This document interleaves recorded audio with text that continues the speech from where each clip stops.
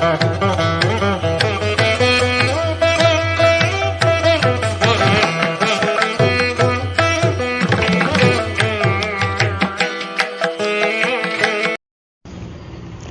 గురుభ్యో నమః. హరి ఓం. శ్రీమద్ వాల్మీకి రామాయణంలోని సుందరకాండలో 13వ సర్గం. రావణుని లంకలోనే సీతమ్మ ఉందని గద్దల రాజు సంపాతి చెప్పాడు. అయినా సీతమ్మ కనిపించడం లేదే. అయోనిజ అయినటువంటి సీత పవిత్రమైన విదేహ దేశంలో జన్మించిన వైదేహి రావణుని వశం అయ్యుంటుందా? కానే కాదు. రామబాణాలు తన మీద ఎక్కడ పడతాయనే భయంతో వేగంగా రావణాసురుడు ఆకాశ మార్గాన సీతను తీసుకుని వెళ్తుంటే సీతమ్మ ఒకవేళ జారి పడిపోయి ఉంటుందా సముద్రంలో? కానే కాదు. బహుశా ఎత్తుగా ఎగురుతున్న సీతమ్మ లోతైన విశాలమైన సముద్రాన్ని చూసి భయపడి జారిపడిపోయి ఉంటుందా? కానే కాదు. రాజపుత్రి రాజపత్ని అయినటువంటి సీతకి సముద్రం ఏమాత్రం కొత్తది కాదు. క్షత్రియ వంశ సంజాతైన ఆమెకు ఆ మాత్రం ధైర్యం లేకపోతే కరదూషణాది వధలని ఎలా చూడగలిగింది? సీతమ్మని భుజాల మీద వేసుకుని వేగంగా రావణుడు తీసుకుని వస్తుంటే అణిచిపెట్టిన వాని బాహుబలం వల్ల ప్రాణాలు విడిచిందా? కానే కాదు. పడిపోతాననే భయంతో ఆమె గట్టిగా అతని బాహువుల్ని పట్టుకుని ఉంటుంది. కానీ వాడు బలిష్టంగా పట్టుకుని ఉండడు. ఒకవేళ పట్టుకున్నా తీసుకోపోదలసిన వాడు చనిపోయేంత గట్టిగా ఎందుకు పట్టుకుంటాడు? వాని నుంచి తప్పించుకోవడానికై పెనుగులాడుతూ సముద్రం మధ్యలో పడిపోయిందా? అలా ఏం జరుగుండదు. ఇంతకుముందు జటాయు యుద్ధ సమయంలో జారి పడిపోతే పట్టి రక్షించాడు. జటాయువుని పట్టుకుని ఏడుస్తుంటే కావాలని తెచ్చుకొని మరీ ఎత్తుకుపోయాడు. ఆ పెనుగులాటలో ఏదో ఇంతకుముందు భూమిపై ప్రయాణిస్తున్నప్పుడే సాగిపోయింది. తన ప్రయత్నం వ్యర్థమని భావించింది. అందుకే కనిపించినందరికీ రామునికి వార్త చెప్పండి చాలు అని చెప్పడం ఆరంభించింది కూడా. సముద్రం మీద ప్రయాణించేటప్పుడు హా రామ, హా లక్ష్మణ, అయోధ్య అని విలపించి రామ ముఖాన్ని ధ్యానిస్తూ చనిపోయి ఉంటుందా? కానే కాదు. రామలక్ష్మణుల్ని ధ్యానిస్తే శరీరానికి మనస్సుకి కొత్త శక్తి వస్తుంది. కానీ శక్తిహీనత మరణం కలగనే కలగదు. రావణాసురుడు జటాయువుతో యుద్ధం చేసి రథం విరిగి సారథి చచ్చి దిక్కులేక సీతను ఎత్తుకుపోతుంటే ఆ నిరుత్సాహంతో రావణుడి నుంచి తప్పించుకొని సీత జారి ప్రాణాలు విడిచి ఉంటుందా? కానే కాదు. సీతమ్మ చేతికి దక్కాక రావణుడికి నిరుత్సాహమా? అది ఏమైనా ఉంటే సీత దక్కక ముందు ఉండాలి. మారీచుడిని ఉత్సాహపరిచిన వాడు తాను నిరుత్సాహపడతాడా? తన పాతివ్రత్యాన్ని రక్షించుకునే సీతమ్మ ఇక తన వశం కాదనే తలచి రావణాసురుడే భక్షించి ఉంటాడా? కానే కాదు. రావణాసురుడు సీతను భక్షించకపోయినా సీత కారణంగా తమందరికీ తమ భర్త దూరం అవుతాడని భావించిన రావణ భార్యలంతా ఒక్కసారిగా సీతను తినేసి ఉంటారా? ఇదంతా కూడా అయ్యుండదు.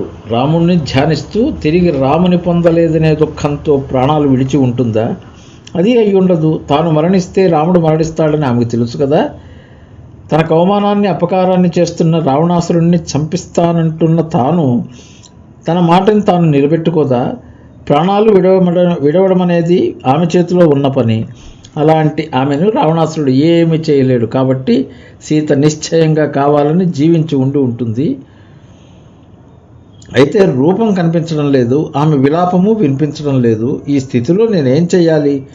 యథార్థాన్ని చెప్పడం కష్టం, చెప్పకపోవడం దోషం. తటస్థంగా ఉండిపోతే పరిస్థితి మరింత విషమం.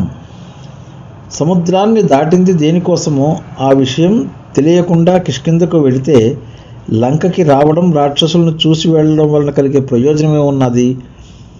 నా తోటి వానరజనం నన్ను చూసి ఏమంటారు? సీత కనపడలేదని చెప్పడం అంటే రాముని ప్రాణాలని నిలువునా తీయడమే కదా. రాముడు పోతే లక్ష్మణుడు, అతన్ని అనుసరించి భరతుడు, వారి మరణ వార్త విని శత్రుఘ్నుడు, ఇలా దైన్య వార్త వినగానే ఒకరి మీద ఒకరు అనురాగంతో రాముని తల్లులు సుగ్రీవుడు, రుమ, తార, అంగద ఇలా వానవీరులంతా కూడా చనిపోతారు. నేను లంకకు పోయి సాధించింది ఏమిటంటే ఇందరిని చంపడం అవుతుంది. కాబట్టి నేను ఇక్కడ ఉండిపోతే వానర సైన్యాల్లో హనుమ ఇంకా వెతుకుతున్నాడనే ఆశతోనైనా రామలక్ష్మణులు ప్రాణాలని ధరించి ఉంటారు. ఇలా వారిని బ్రతికి ఉంచినా నాకు సీత కనపడకపోతే ఏ చెట్టు కిందనో జీవిస్తూ చేతిలో పడింది తింటూ నోటిలో పడింది నవ్వులుతూ వానప్రస్థుడనైపోతాను. లేదా చితి రగల్చుకొని అందులో ప్రవేశిస్తాను. ప్రయోపవేశం చేసి కాకులకి క్రూర మృగాలకి నా ఈ శరీరాన్ని అర్పించుకుంటాను అని అనుకున్నాడు. ఇది ధర్మబద్ధమేనా అని మహర్షులు అంగీకరించరు కదా. లేనిచో నీటిలో ప్రాణాలు విడుస్తాను అని అనుకున్నాడు.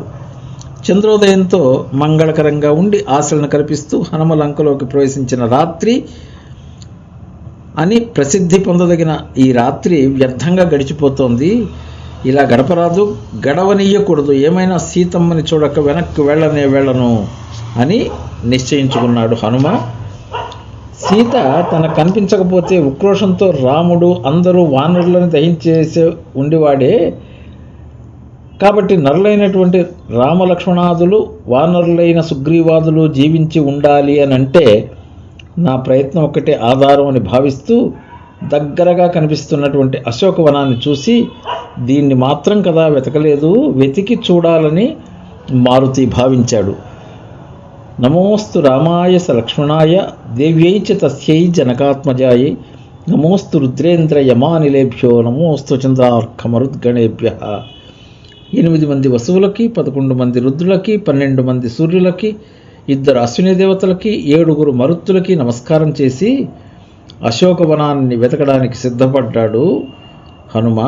లక్ష్మణునితో ఉన్న రామునికి నమస్కారం, జనకుని ఆత్మజ అయినటువంటి సీతమ్మకు నమస్కారం, రుద్ర ఇంద్ర వాయు చంద్ర సూర్య మరుతులకు నమస్కారం అని అనుకుంటూ ఏ దోషము లేక ప్రసన్న ముఖంతో ప్రసన్నమైన నవ్వుని చిందించే సీతని ఎప్పుడు చూస్తానా, క్షుద్రుడు పాపి దుర్మార్గుడైనటువంటి రావణాసురుడు ఎత్తుకొచ్చిన సీత ఏ స్థితిలో ఉండగా నా కంటపడుతుందో అని దుఃఖిస్తూ ఉండిపోయాడు హనుమ. స్వస్తి.